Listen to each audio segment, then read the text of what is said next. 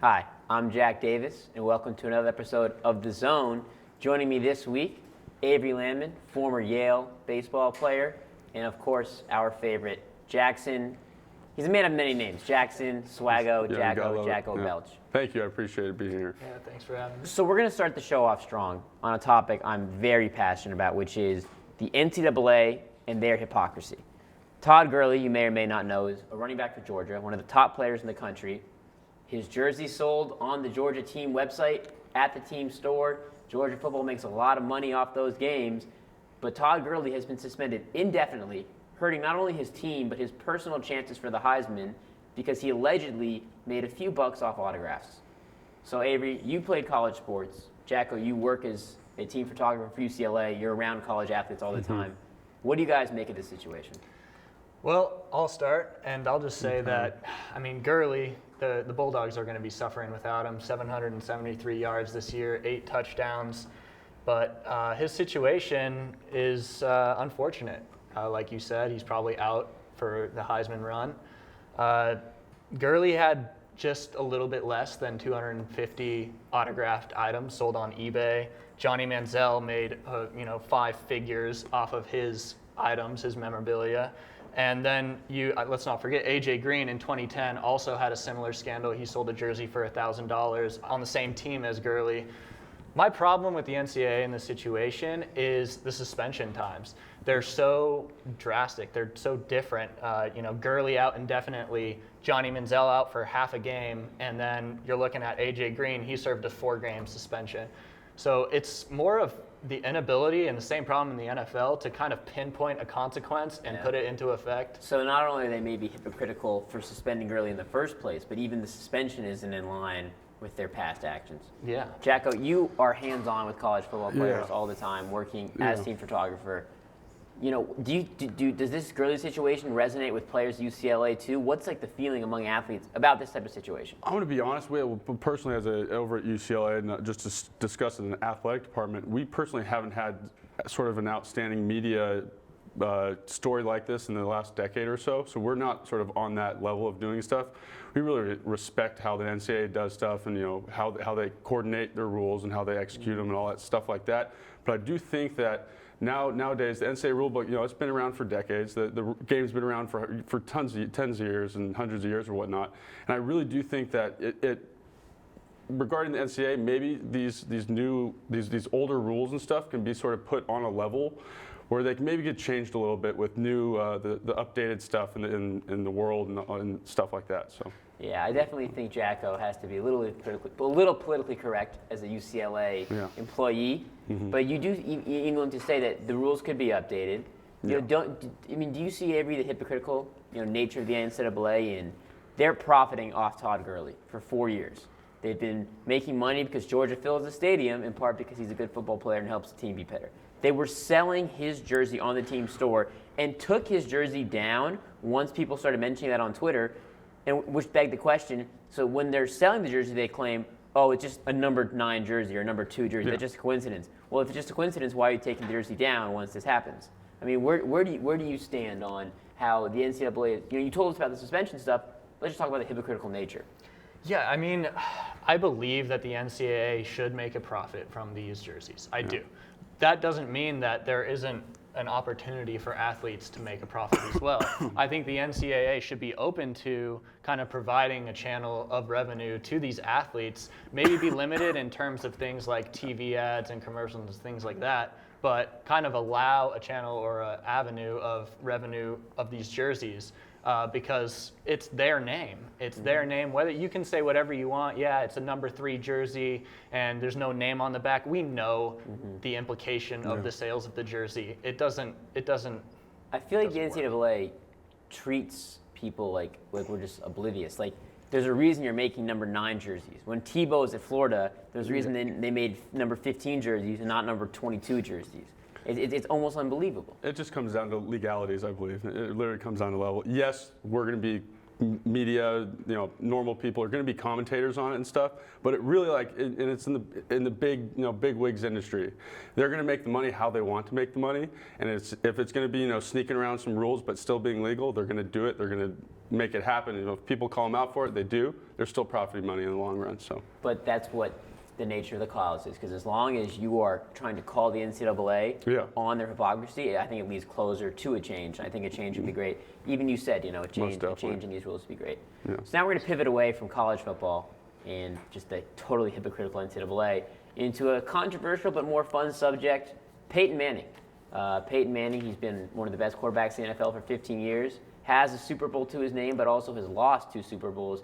He's approaching Brett Favre's touchdown record this weekend, likely to pass it at home on primetime football against the 49ers. Guys, is Peyton Manning the best quarterback ever?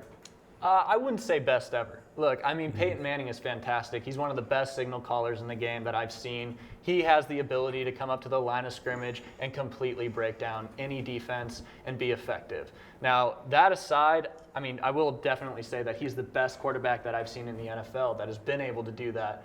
Aside from Drew Brees and, on his way, Andrew Luck. But coming out and breaking those defenses, he's the best I've seen. He's had 13 4,000-yard seasons, which is fantastic. He has the single-season touchdown pass record of 55. Formerly, it was Tom Brady who had that. Single-season yards record. Single-season He's yards racking up record. every record in the book. He's racking up every record in the book. You're exactly right. But I'm worried that that's all he will ever be is such a strong statistical QB. I mean, looking at his playoff record, he's 11-12 so far in his career.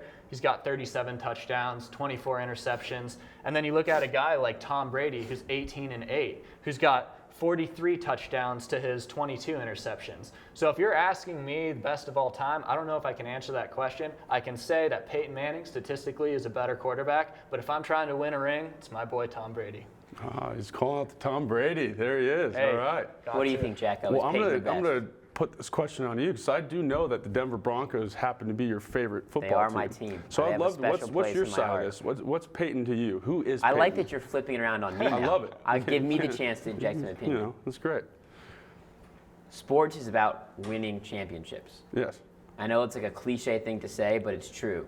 You only play to win. You can be the best team in the regular season, breeze through the first 3 rounds, you lose the Super Bowl, it doesn't matter. AKA what happened to the Broncos last year. Yes. Peyton's a great quarterback. I respect him as obviously a top 5 quarterback. Mm-hmm. But the best players are the ones who win the most. And I don't like that there's been a statistical revolution. I mean, a statistical revolution in sports is good, but it's obscured the fact that winning matters. And things like grit and toughness and tenacity and that clutch gene. Yeah. And Peyton doesn't have it. We've seen it time and time again. Mm-hmm. And people make excuses for him. Yeah. Well, the Seahawks defense was great. Well, a great player is better than a great defense. A great player makes bigger plays. Tom Brady. I think Tom Brady is a better quarterback. Yeah. He's had a better career than Peyton Manning. True. Maybe not statistically, but if you were starting over, if you were starting from day one, you can take both of them guys as rookies. Yeah. You're taking Tom every time. Entirely. What do you think, Jacko? I'm not super because, I am a huge Denver Broncos fan, but I'm going to be honest, pulling Tom Brady out, I mentioned him in the last show, and he sort of just has that quick offense. He's been on his team for quite some time. He's gotten down to with how it works and how he's going to run his personal team. I'm not going to pull out saying Peyton hasn't been there a long time or whatnot. He's been there a good amount of time, but I do believe that it's more on the level of, Tom, he really knows how to work his offense, how he plays, and he runs that offense based off how he's going to do it. Not off how the team does it, not how the coach does it. It's how he's going to run it, he's going to enforce it, and it's going to happen his way. It's been working perfectly great for them.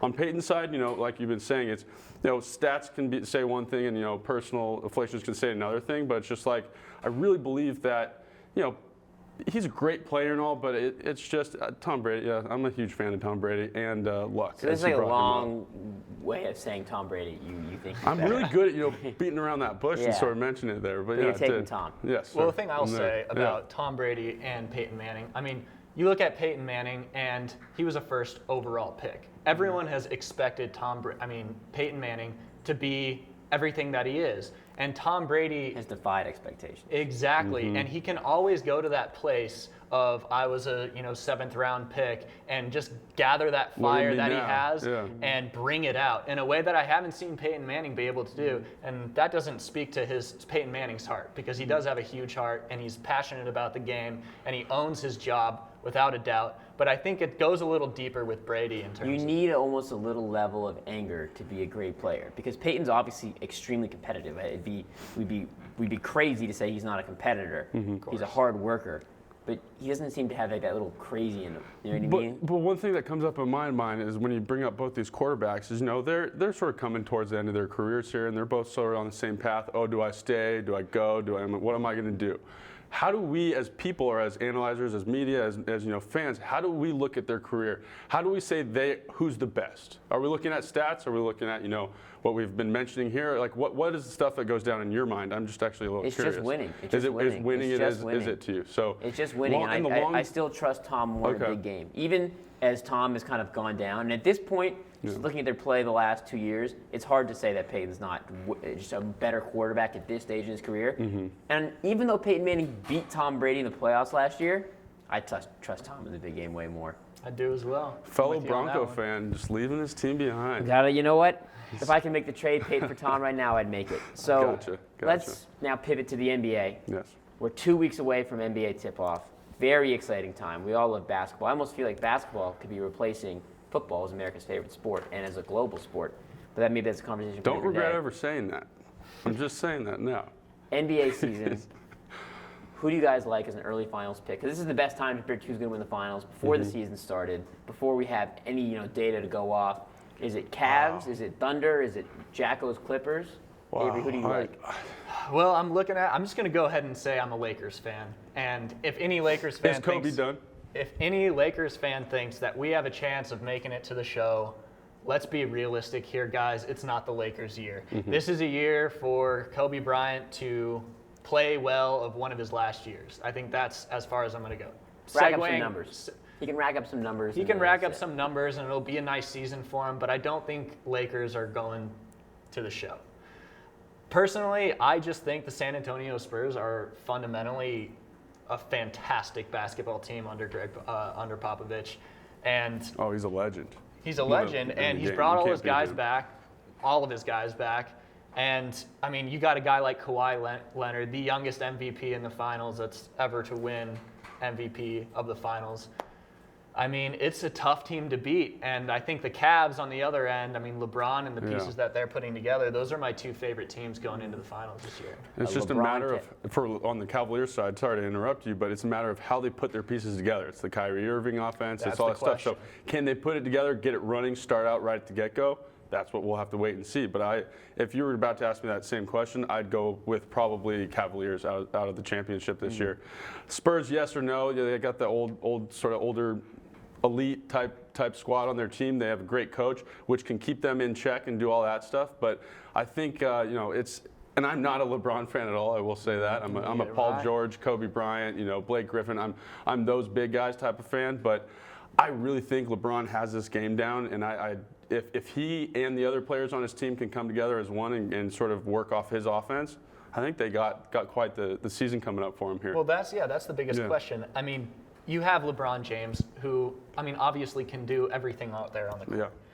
It's just a matter of team chemistry is what it really comes down to. And I hope no one's egos get in the way of each other because that's the biggest thing. And I think that's why Kobe, people have a lot of problems with Kobe. That could be, because of... And I think a big question to ask when you're looking at the Cavs is when the Lakers were assembled 2 years ago with Steve Nash, Dwight Howard, Antoine Jameson off the bench, Gasol, Kobe, Artest, everyone just assumed it was a done deal. But it is that chemistry because what you're saying, which I like, Avery, and which Jacko, you've also said, is how the pieces fit together. So I don't think anyone can deny that the Cavs have the best talent of any team. Kyrie, LeBron, etc. Yeah. But the Spurs, we know their pieces fit. We know Kawhi fits with Manu, and Manu fits with Tony, and Tony fits with Tim. So for me, it's can Kyrie, a ball-dominant point guard, mesh with Dion Waiters, who they clashed last year, a shooting guard. It's going to be a lot of egos on that team. And Kevin Love and LeBron, it's going to be a lot of egos. But I think they're going to win the title. I think they're going to win 70 games and win the title. If you have to pick between Spurs and Cavs, who do you pick? Avery? I got to go with the Spurs. Defense wins championships, and they play great defense. And when they're called upon, they show up. And the thing about the Cavs is how many of those guys have been in a final situation besides LeBron? I don't know what's going to happen. They could mend and be fantastic together, or they could be garbage. It's possible, but I don't see a middle ground there. And I do say sort of, you're mentioning sort of maybe potentially length of season type stuff. Can the guys sort of old age, sort of stay in the whole industry just for like the time of the season to win that championship. They've done that the last few years.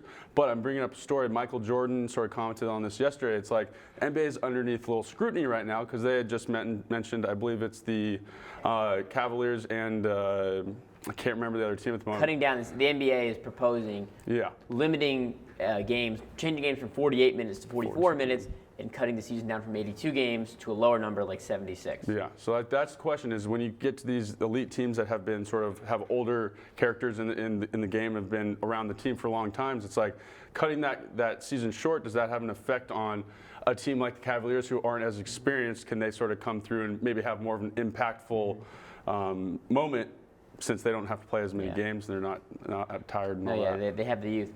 So let's talk another prediction, the big college football game of the weekend, pitting number 2 Florida State against number 5 Notre Dame. Now, this isn't just a big game. This isn't just two of the most storied programs in college football, defending champion Florida State, but Jameis Winston under scrutiny. So we got a lot of elements going on in this game. Who do you think wins, and do you think the Jameis story of Jameis potentially being suspended once again for autographs, although he's a player who's had lots of controversy in his past, Notre Dame, Florida State, a lot going on. What's your take? Well, I'm going to go ahead and break these into like 2 parts. First, the game in itself, Florida State versus Notre Dame. I like Jameis Winston here. I like Florida State. The reason why is Jameis Winston, when he is out on the football field, he is the best player in college football. I don't think there's any denying that. He's the Johnny Manziel. He is a version of Johnny Manziel. And his off the field semantics have proven that he's pretty much like Johnny Manziel. In that sense, I don't think that affects his game at all. I think Jameis has got a lot of swag, and I really appreciate his swag. And then segueing into the second part of that question is, his attitude is questionable. I mean, yelling out in the cafeteria, whatever he's yelling out and getting suspended for, I mean, that's uncalled for. Effort right in the P. That's like, I think our political player exactly. Effort right in the P. And then the biggest thing for me is rejecting the advice from a guy like Bo Jackson. Exactly. Who has so much experience and knowledge in the sports world. Why wouldn't you sit down and want to pick this guy's brain? I think it shows a little bit of arrogance on his part. A lot of bit of arrogance. Yeah. But in that sense, I think he's not helping a situation. If I'm a college football player and I'm Jameis Winston and I'm throwing for 4,000 yards and 40 touchdown passes with 10 interceptions like he did his freshman year, I'm worrying about, of course, my team first, but also my NFL career. How am I creating this image? What image am I creating? And how is that going to help me in the NFL draft? But who do you think wins the game? Florida State. Florida State. You think Florida State takes it home? I think so. I'm saying Notre Dame because right now there's that suspension in Sue. So if he is in the game, he's going to win. I take Florida State in a matter of seconds. But if he's not in the game, I will relate this very much to, it's sort of just like cutting off the head of a snake. The quarterback is the main brains of the team, and if you have backups for a reason, but really you've been moving at such a great pace this whole season. They're in great offensive flow. They're doing everything great right now on their offensive and defensive end. And I really think that if he doesn't show up, it's his personal responsibility. He screwed up. He fucked up on it. But I really think in the long term that they need him, and it's solely. So you think the game depends on whether Jameis plays? You I really think do Jameis believe plays, that. Florida State wins. Well, no I Jameis. would say that too. It looks like he's going to play. It looks like any suspension would come after this game. Well, I'd take Florida State in a second. I think Florida State could be our first back-to-back national champion in college football in a while. Yeah. Especially after Mississippi State and Ole Miss have to play each other, knock one of them out. Some random teams up in the big wigs area, though. SEC dominates as always, Jack. Pac-12, you love it, but I don't think it's the same level. So now we're going to do a Would You Rather, or one of our favorite segments of the week. And I'm going to take a different spin on this Would You Rather. We're not going to say, would you rather this player, this situation, that situation. Right now it's baseball playoffs. We all know this. Or maybe we don't, because the baseball playoffs don't get a ton of coverage. Yeah. The Royals are heading to the World Series. The San Francisco Giants and St. Louis Cardinals are locked in the NLCS. It's currently 3-1 Giants. They have a chance to close it out at home tonight. But there's a chance they go to Game 7 on Sunday. Also Sunday night would be Sunday Night Football with the Broncos and the 49ers. And even though it's just a regular season game, pretty early in the football year, what would you guys rather watch? As you're at home Sunday night at sports, I'm us hoping young ESPN men here. time those games up perfectly so I can watch one and then watch the next one right after. If you have to pick one game to watch, Game 7 of the National Yeah. League Championship Series or a regular season NFL game, which are you watching, honestly? I mean, Jack D, what do you think I'm going to choose? I think you're going to choose football. Oh, no way. I'm a Oh, there baseball he guy. is. No, I have to choose. I got to go with Cardinals-Giants Game Yeah. 7. That kind of situation is just too exciting to miss. Personally, I'm not a fan of the Giants, and I'm not a fan of the 49ers. I'm an LA guy, For and sure. I am all about the Dodgers. That's my team. But this is just such a high-stakes situation. Game 7, anything could happen. You saw the way the Royals got into it. You know, baseball's exciting to watch right now, and to see teams like the Orioles and the Royals in it. Not so much on the NL side, pretty familiar teams there, but I think we got something exciting between the Cardinals and the Giants. Now, Jacko, you're not a baseball fan on the level of Avery. Yeah, You're more of not our nearly. casual, I'm the casual get a legend Corona, that, watch you know, the game with type of fan. That's the way to So do where it. are you leaning on this? I will say, and I've commented a little bit on the zone about my fellow hate towards the San Francisco Giants, but I do respect their success and sort of what they stand for. Cardinals, not so much. To bring it all to a close, I really do think that the world will be watching more baseball. And, Really? and the world will not be watching that Sunday night football game. They will, a portion of people will. But I think, just like Avery said, there's so much excitement. And, Game 7, you can't beat a Game 7. You can't, you can compare that to a Super Bowl almost. It's tough to do that, but you really can. The amount of excitement and the amount of the slow pace of baseball, but there's still that, really just great vibes about it. I really think that I'll be sitting down at home Sunday watching the Cardinals and the Giants. Avery, as a baseball fan, you can acknowledge that even in an amazing playoffs and what's been great games, there's not the same level of excitement for baseball as for other sports. That right now, random NBA stuff will still dominate the headlines. NFL, anything will dominate the headlines. Us here would pick the Game 7, but why do you think most people at home would rather watch a regular season football game than a baseball playoff game? I mean, it's simple. Baseball is a slow sport, and it's it's a game of failure coached by negative people.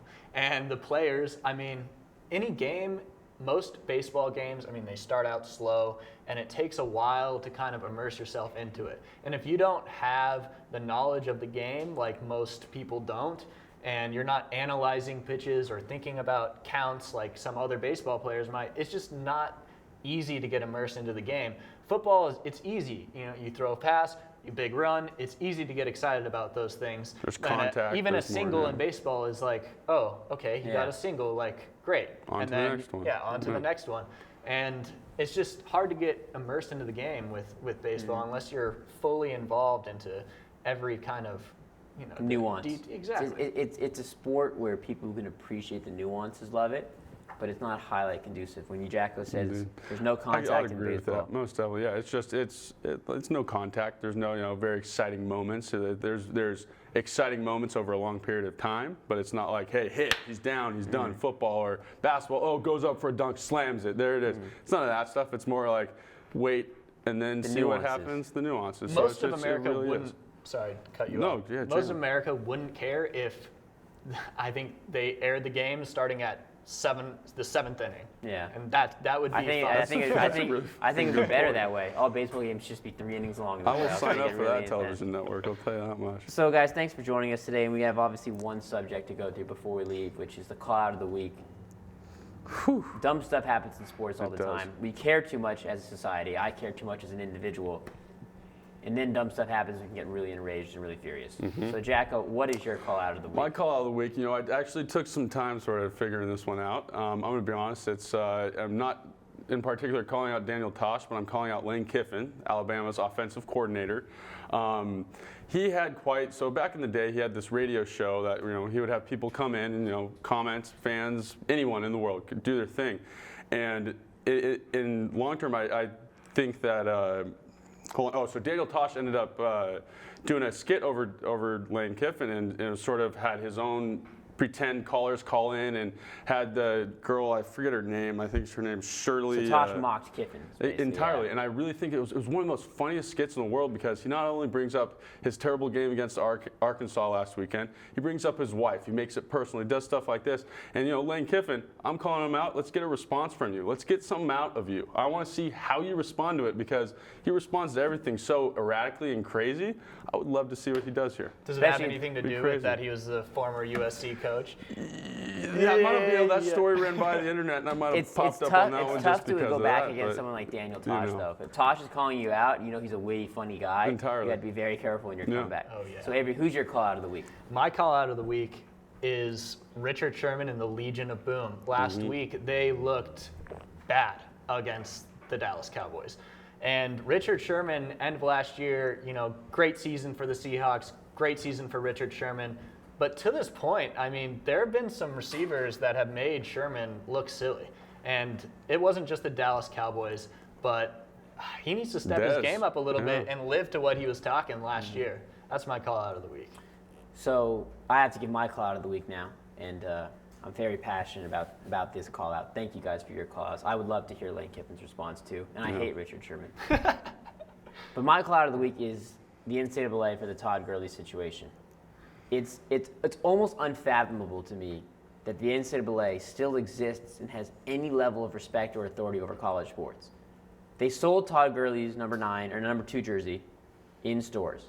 The NCAA makes millions of dollars each year off individual college games.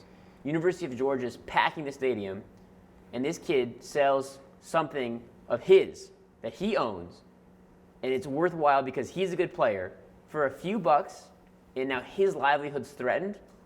The NCAA is the single most corrupt sports institution in the world. More than FIFA, more than anything. I feel terrible for Todd Gurley. I feel terrible for his teammates. And it's just sad to see another college athlete trying to make just a few bucks off his name that he created value for being suspended while the organization that suspends him makes millions. So that's my call out of the week. I hate the NCAA. Do you care if I make a comment on this? Make one comment. Okay, one comment. So I'm just saying, this comes down to that issue where college is now trying to debate whether or not they're going to start paying their players. And it literally comes down to, once that rule gets passed, yes, they can go out and sign their autographs, do whatever they want. But because it's a rule, because he did it, he should be disciplined, and it shouldn't be anything the NCAA has against, or you shouldn't have anything against the NCAA, because they're really out there making these rules. They've been there for years, and I know I'm sort of retracting my statement at the beginning of the show, but the rules that they were made for a purpose. They were made by some of the biggest geniuses in the sports world. Some of the biggest old white hypocritical university presidents taking advantage of a labor force that can't. We wouldn't have what we have now unless it was for the NCAA. Yes, that's what we I'm would, because sports existed. But we would not have collegiate sports on the level. We would not be discussing how college players should be getting paid. None of that would be in the forefront. I'm just going to stop right here because I know I can get very fired up. But that makes it a good call out of the week segment, that we had that emotion. That's what we want from the call out of the week. So thank you, Jacko. Why are we doing it if there's no emotion into it? You got to love it. We need the emotion. That's why we love sports. Jacko, thank you so much for coming on the show. Love your opinions as always. Avery, it was great to have you for the first time. Thank you. Thank you for coming on the show. We hope to have you in the future. And thank you all for watching at home. Please make sure to subscribe to the Lip TV and hop over to Lip TV 2 and subscribe there. Check out the Lip site where you can see full-length episodes of all the Lip shows, short-form clips of the Zone, and more, thelip.tv, and follow the Lip on Twitter, @theliptv, and Facebook, facebook.com/theliptv.